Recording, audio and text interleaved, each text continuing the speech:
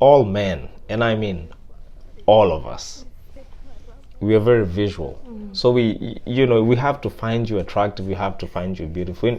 So was that like your number two? I Or wouldn't- was that your number it one? was just a like you had to negotiation. be attracted to that person first, or before you can even talk to them, or was it God-fearing first? Because you talked about they had to be a Christian. So which one came first? You do not lie, you do not fail. What is hot for you? Hi everyone, welcome back to the beloved channel. My name is Lois Curie. And I'm James Kiri. If you are new here, welcome. If you are returning, thank you for coming back to watch these videos. We appreciate the love and the support. And if you are new here, please make sure you subscribe before you proceed watching these videos. Please go ahead and subscribe. So today we want to have a discussion on dating for marriage. Now the fact that we are married, we just want to share some of the attributes that we were looking for when we were dating for marriage. And I know we've been mainly focusing on parenting one-on-one, just the things that we have learned now that we are married. And now we are coming back to you single people who are looking to get married or who are dating for marriage. And hopefully you can learn a thing or two and apply in your life. I've always said this, we're not professional by any chance. We only share this based on our experiences and what the Lord has taught us. So can you share with us some of the attributes that you were looking for in a woman before you got married? Yes, so this is a wonderful topic, and I'm excited that we get to talk about it. So life as it is, eventually get to a point where you look for a life partner, and as we get there, there's some things that we all look for. And so I'll be talking at it from the side of men, and even to go to make it even more personal, I'll talk about how it was for me when we were dating. So everybody has some non-negotiable things that you look for in a life partner. And personally for me, the number one thing that was non-negotiable is that person had to be a Christian. And reason being is because I grew up in a Christian family. My parents are Christian. I was saved from a very young age. And just what Christianity entails, or the things that it comes with, were very attractive to me. The main reason being, as a Christian, there are core values in Christianity. Number one, being love your neighbor as you love yourself, being humble, being meek, being forgiving. All those things, as a Christian, you already have them. So when I'm dating you, just because you're a Christian, I know there are a lot of other things I don't have to deal with because you already come with them. Or you're actually working on them, right? Because Or you're working on them, yes. Because Yeah. there's some people who are struggling with forgiving, Yeah. or just loving, Exactly. Yeah. But at least they're You working have- towards it, right? Yeah. And also other things that I like about someone being a Christian is most Christians, they probably don't drink, they don't go to parties, they don't do all these crazy things, most likely. So those are some of the things I did not like. And just because you're Christian, you come like a full package, Yeah. It's the perfect example I can use is like the story of Solomon when he asked for wisdom. Yeah. And God gave him all these other things, not just the wisdom. He gave him wealth, Yeah. gave him Wisdom, notoriety, knowledge, yeah. Exactly. So when you date a Christian person, all these other things, they already come with them that you don't have to worry about. They're already values in Christianity, and most likely are going to be values, in their life. And so that was a non-negotiable, being a Christian. And I'm so glad that I found a Christian woman. Oh, that's good, honey. And I just want to echo on that. I'm sorry, I'm not copying you, but I would say that's the same thing that I was looking for in a man. I wanted someone who is God-fearing, because it's very important to me. I wanted someone who has that intimate relationship with God, because God, He is my number one in my life, So just for us having the same attributes, it meant a lot to me, and that's the reason why I wanted someone who is God-fearing. And there you are. Yeah. Here I am. Yeah. So the other attribute that I was looking for in a man, I wanted someone who is mature in terms of someone who thinks in a mature way. I hope that's making sense. I feel like there are people who are older, but they still think like children. They're mature by age, but not. They're mature by age, but mentally, yeah. They're not there, you know. And I didn't want to have to deal with someone who is not mature enough, you know. And it's funny because how God works is so amazing. I used to think that if I date an older guy, he's gonna be mature, and I didn't want someone who is my age or someone who is just a little bit older than me. I wanted someone. We had a gap of about 10 years or so, because I thought, okay, this person is mature enough. 10 years. It's a gap of 10 years. I thought that was good enough, 10 and above. Yeah. But God really surprised me. He showed me that what you think in a person is not always right. And when you told me that you wanted to date me, I was very hesitant, because I was like, he looks my age. We're the same age, or he could be younger, or maybe slightly, you know, older than me, but I'm looking for someone who is 10 years or older. And I thought you were not mature enough. I thought you were not. When did that change? Like, so when I think like down when the did you line- realize I'm mature enough, I guess?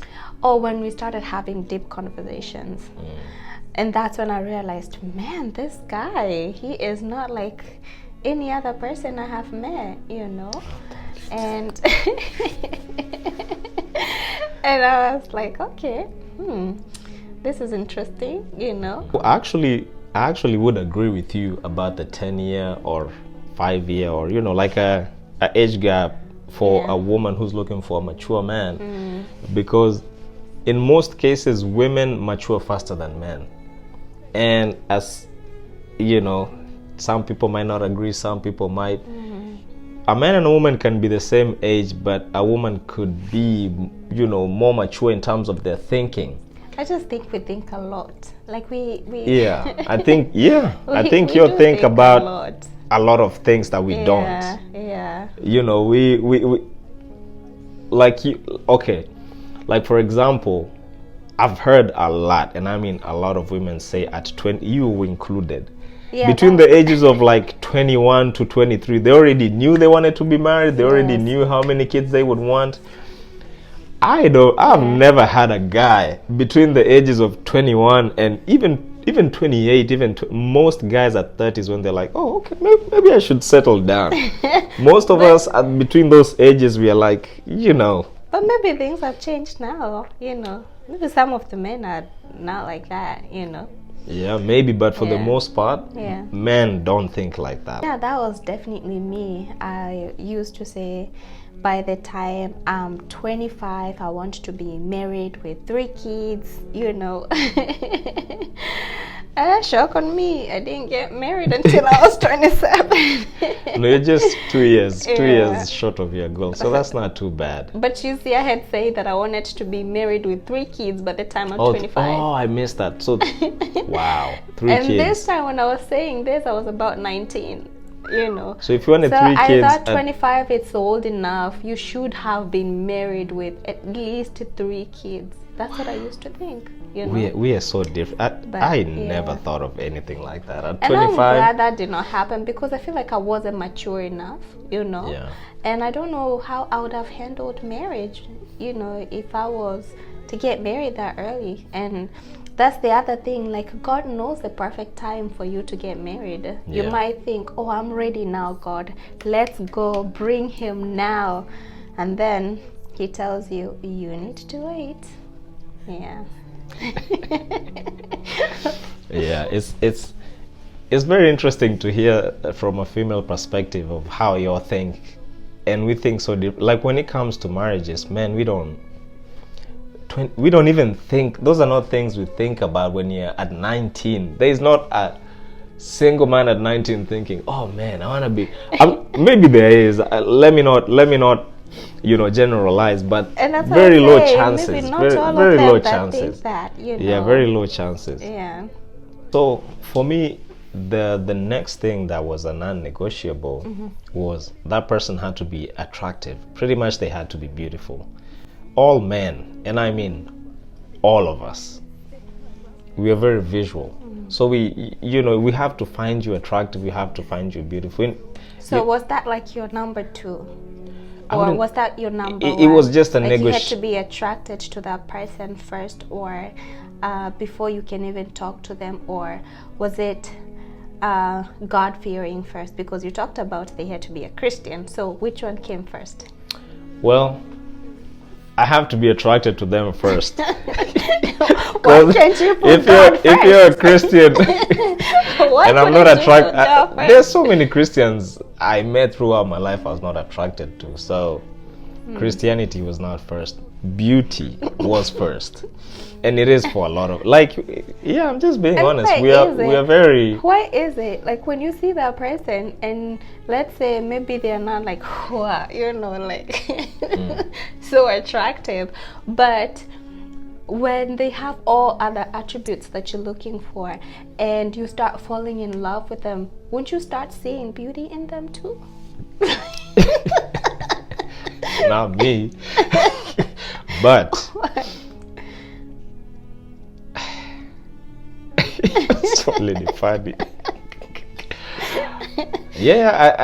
I see. I see what you mean, and I think in some cases that does happen. Yeah.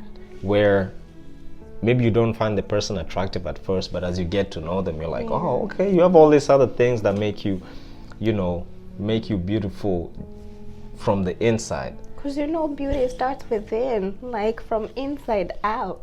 Yeah, but I'm talking about even before I know you. Like I just that like for that instance, maybe you are just friends, and then friends turn into a relationship, right? Okay. But I'm talking about like when I see you for the first time, even before I even think about coming to talk to you, I have to be like, you have to be attracted to I that have to be like, person. okay.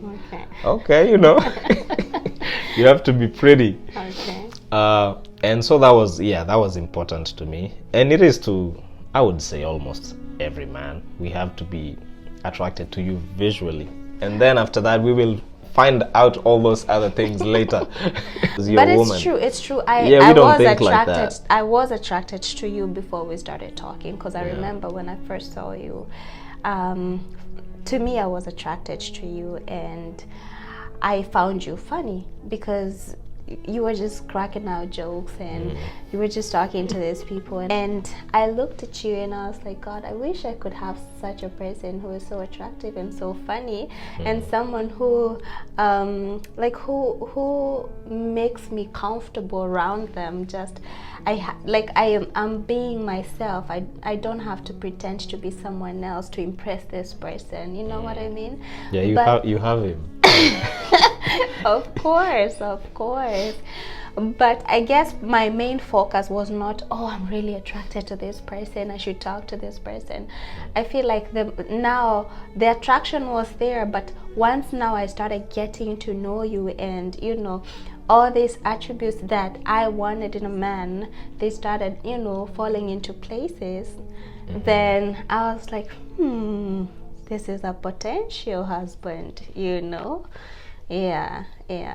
But it might be different for other women, by the way. So probably other women, they look at the physical attraction first, and that sets the ground before they can just move on to other things. But for every woman is different. It's really different. So but yes, I was attracted to you first before I could consider the rest of the things. Well, the other thing I was looking for in a man, I wanted someone who I can be myself around them.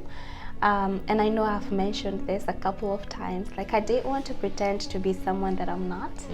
Someone who is honest, someone who is interested in knowing me personally, but not knowing me physically. You know what I mean? And when you came around, it was so easy to talk to you. I felt like I felt like we have known each other for years, you know, just having a conversation with you. It felt like we have known each other for so many years, but yet we had just known each other for such a short period of time. So that was a big tick for me, you know. Yeah, I would actually say the same thing. So I remember I remember this one time I had a friend who was married, and so we were having a conversation with him, and he told me. So it's no secret, men, we're very physical, right? We think about that a lot. So even when we think about marriage, sometimes we think about that too much, you know, the physical aspect of the marriage and the relationship. And so he was having a conversation with me, and he told me, let me tell you something, man. When you're looking for a wife, don't just think about the physical stuff, right? He told me, you have to find someone that you truly, truly care about. Someone that you can, even if the physical aspect was not involved, you can still love them. That's a good point. Yeah, so he told me that, and that stuck with me. Like, no one had ever said anything to me like that before. I guess because I never had conversations about marriage anyways. And so I quickly realized that is an important thing. And so when I was looking for a partner, that was also one of the things that I just had to feel like it has to be someone we can actually have a conversation with. Someone I can talk to, someone pretty much like a friend, you know? Like we can just sit and talk and have a good conversation, and we can talk about important things and not important things, you know, funny stuff, non-funny, serious, like someone you can literally, someone who is your friend. And that was important, right? And so, and that's what we have. Like we can talk about anything. We can just have conversations. And I like the fact that we laugh a lot about, like, you still crack me up, you know. You're funny, you know. Jesus. You are funny to me, and that's the one thing I love about you. Even after being together for more than 7 years now, you know, we still make each other laugh, and we're never too serious, you know. We enjoy each other's company. We talk about anything and everything. And speaking of that, now I have come to know the importance of communication, because to be honest, when I was dating, communication was not part of the attributes that I was looking for. But now the fact that I'm married, I have come to realize the importance of it, because you are such a good communicator. And later on in marriage, I came to realize, wait a minute, I'm not a good communicator. Like, I keep things to myself. And until you called me, you called me out on that, and we had to work on that. You know, things, they now like they flow better because we do communicate very well. And now I'm not afraid to tell you if I'm offended, if you know, if I'm stressed about anything. Like we just talk, we just have a good conversation. So I'm so thankful that now I have learned the importance of just good communication. And maybe that's something that if you're single, you should definitely consider, because communication is the key in marriage. If you don't communicate, man, then it's going to be really tough. It's gonna be tough. It's gonna be the communication hard. aspect is honestly, I think, is one of the most important things. Correct. Because at the end of the day, I cannot know what's on your mind until you tell me, right? And you cannot know what's on my mind. So we have to be really good at communicating. And the good thing is, you know, and I'm going to speak about men, is for the most part, a lot of men are not good at communication. But I think as long as you're open-minded and you're ready to learn and change, it's it's something that can be worked on. You know, it's almost like emotional intelligence. It's things that you get as you grow, right? And you have to be someone who can take criticism and not be offended or take it too personal, but take it as an opportunity to learn and grow and get better at whatever it is you're being critiqued about. And so it's good you mentioned that when you say that now that you're married, you realize. I've realized the Yes. importance of it. Yes. And I'm gonna, you know, go into that also. So the things, I'm not gonna say a lot of things about what I was looking for, because there's the core values, right? The things that you must have. You must have, yeah. But then what I can tell you is, as you now married, you're now in a relationship, now you get to see all these other things about this other person, right?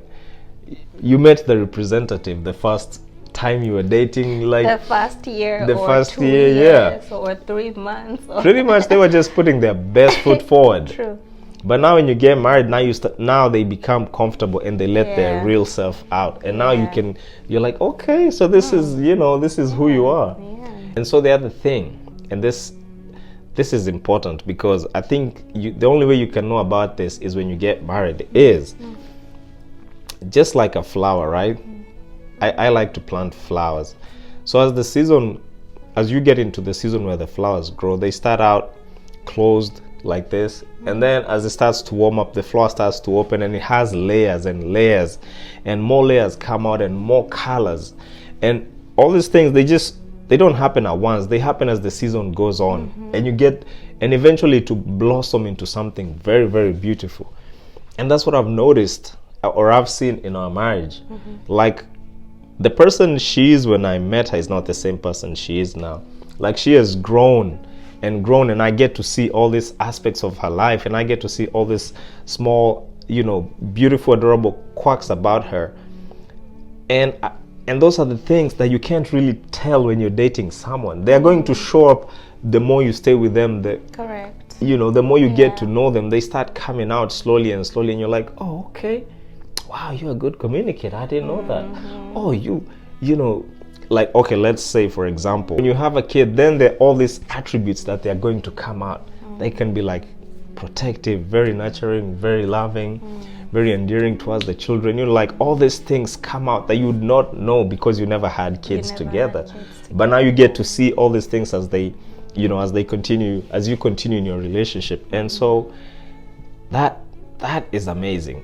And so you just need the core values, and then all these other things, they will come out the more you date this person. And it goes back to what I was saying about being a Christian, why it was very important to me, because Christianity basically teaches you to bring your best self out. Correct. You know, to try and tame all those things, because, you know, by nature we are evil, we are sinners. But it just tells you, okay, you're cleaned, you're cleansed, God has renewed you, God has changed you, and you become this new person. And even now, all those attributes that come with Christianity, they also start to show up in your life the more you're in this relationship together. And I would say the opposite would be true too. If you're a person who you know, is not good, the more you stay with this person, even all other things that are not good about them are gonna start showing up and showing up and showing up, right? Yeah. Like, a good thing is always giving out good stuff. A bad thing is always giving out bad stuff, I guess. Yeah. So, yeah, you get to know a lot of things as you progress into the grow, relationship. as-